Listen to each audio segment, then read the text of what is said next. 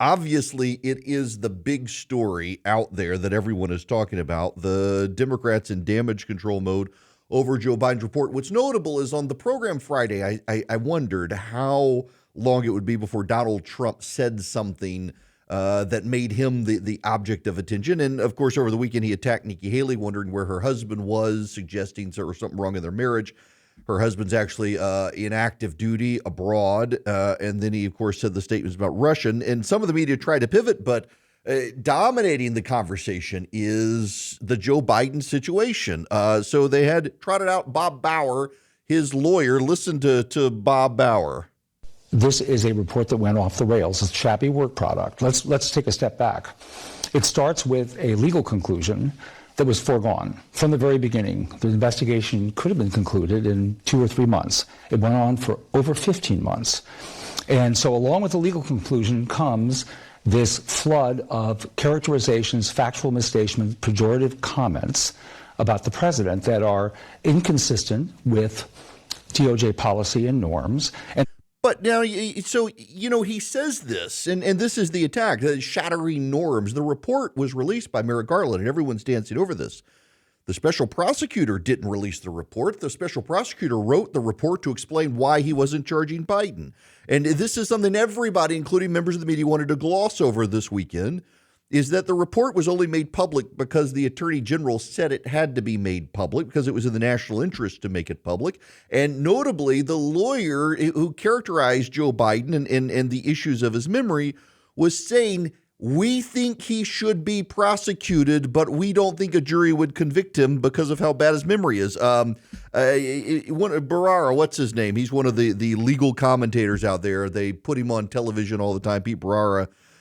He was in the New York federal attorney's office. He's one of the people who attacked Donald Trump relentlessly, and now he's upset about a special counsel. These people were attacking Donald Trump for attacking the special prosecutor against him, saying it shattered norms, and now they're all out attacking the special prosecutor.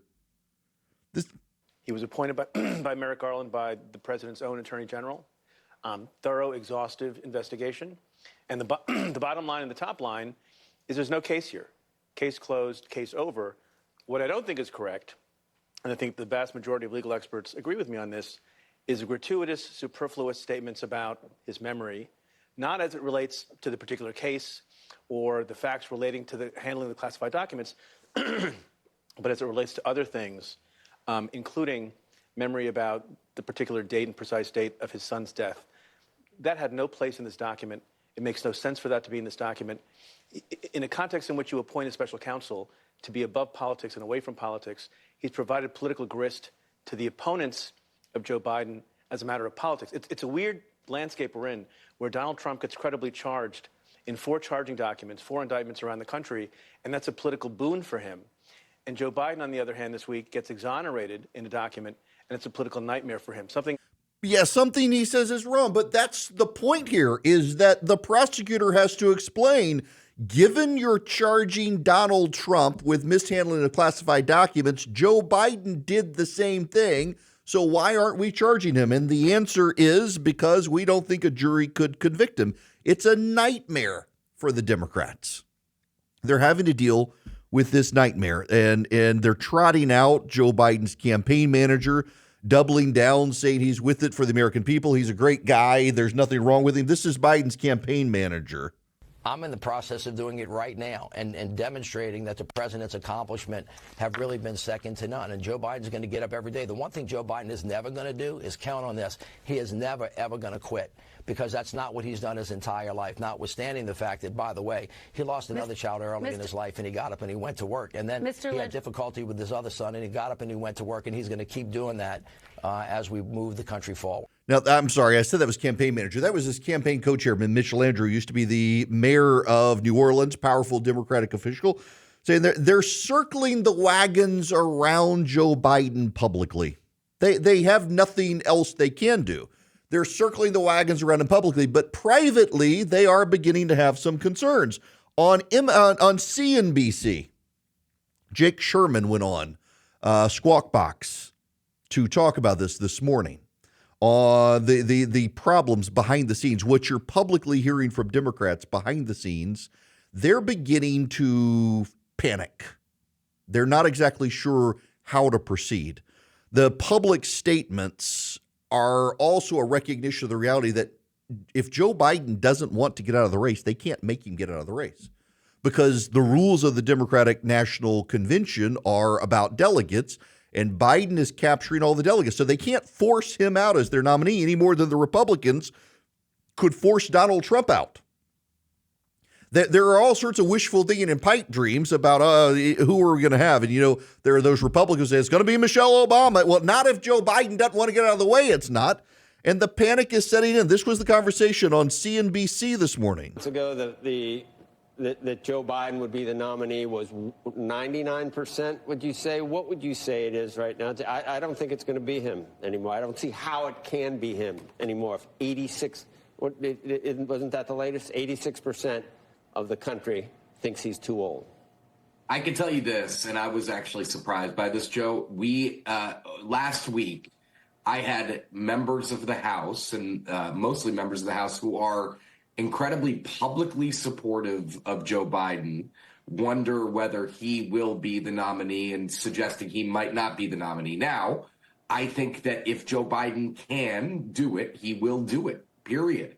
I think that short of his something drastic, God forbid, happening to the president, he will be the nominee. But I'm telling you that, and I'm not saying this lightly, people who are publicly very supportive of him are telling me, have told me last week, they don't know whether he's going to be the nominee, and even pointing out that, and this is interesting, I hadn't thought of this, that LBJ in 1968 dipped out of the race on March 31st. So the fact that people are thinking about that and have that readily available is interesting to me.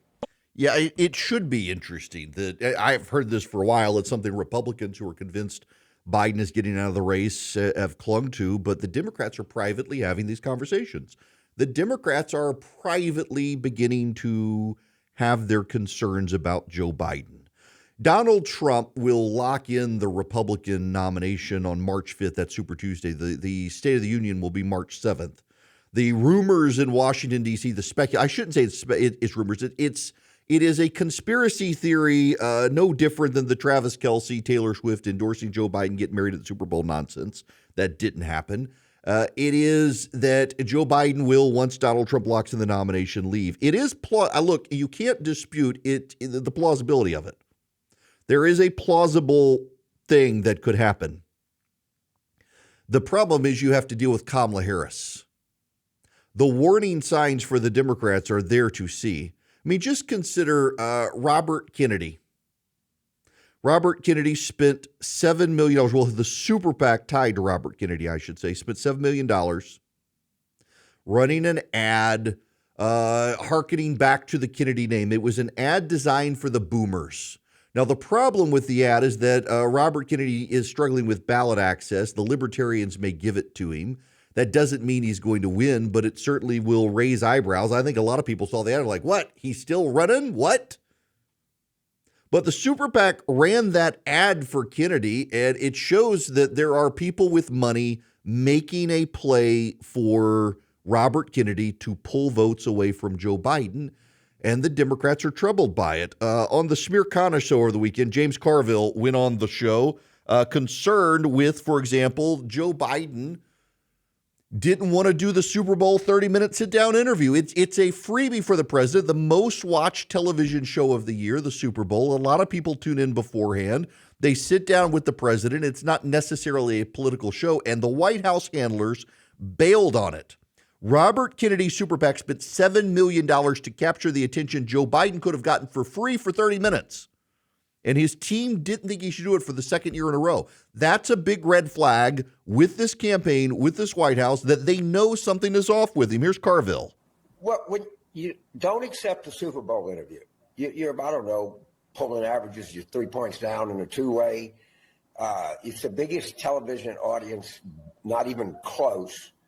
And you get a chance to do a 20, 25-minute interview on that day, and you don't do it, that's a kind of sign that the staff or yourself doesn't have much confidence in you. There's no other way to read this. He's right. He's absolutely right. There's no other way to read this.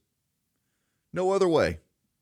You've got Jill Biden out there actively engaged, angry with the handling of it. In fact, Pete Alexander noted something that she's willing to say. This is Pete Alexander from NBC on Meet the Press this weekend. Listen. And he's not going to wrong do clip. great. Sorry. Here we The go. First Lady told me that she was directly involved in the crafting of this fundraising email. Jen, you know well, it's not always Pretty rare. the case Yeah. that it's like that. She said, among other things, that she wanted to speak out in real American mom terms and say that this wasn't just inaccurate, that it was inhumane. And then she also wanted to make another argument that the First Lady did there. She said that Americans benefit from each of the president's 81 years. His experience, his expertise is what's allowed him to get things done. Quickly about the strategy going forward, I think a lot of folks, as you indicated, say you got to hear more from the president himself. The campaign, the White House is focused on doing more of that, sending him out to some of the key battlegrounds. I think we'll see some of that this week for more off-the-cuff, authentic conversations with real Americans. It does expose him to the vulnerability, though, is that he repeats some of these gaffes that sort of underscore this concern. You think at this They point, couldn't put him on the Super Bowl. They couldn't put him on the Super Bowl. And yet they're going to expose him off the cuff with voters. This is going to end badly for him. And I think they know it. The New York Times is turning on Joe Biden. They're blasting him, saying, you got to do something. You got to do something. Their absolute panic is beginning to set in among Democrats. They know they have a problem. If you want to capture the panic of, Bob Costas. He's always a pretty progressive guy, Bob Costa. He was on Bill Maher's show. The Democrats pay attention to what Bill Maher says. They don't like him over COVID. The wokes hate him. The Democrats pay attention to him because increasingly Bill Maher represents a mainstream liberalism of the Democratic Party before the wokes took over. And he had Bob Costas, the NBC News sports guy, on the show, giving voice to what a lot of Democrats are beginning to say to themselves. It's reflected in the editorial page of the New York Times. It's reflected in the editors of the Washington Post. This full court press, I think the Democrats are about to do to try to drive Joe Biden from the race the moment Donald Trump secures the Republican nomination. They want someone else. Listen to Bob Costas, this freak out on TV. When it comes to Biden, this is like the truth that no one until very recently wants to say out loud. But my friends will tell you, I've been saying it for 4 years. This is emperor's new clothes stuff.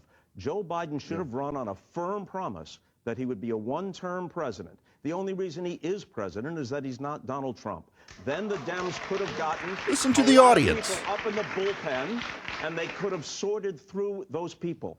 If Biden's hubris is such that he doesn't understand the best interest of his party and, more important, his country, then he has to be shown the door, period.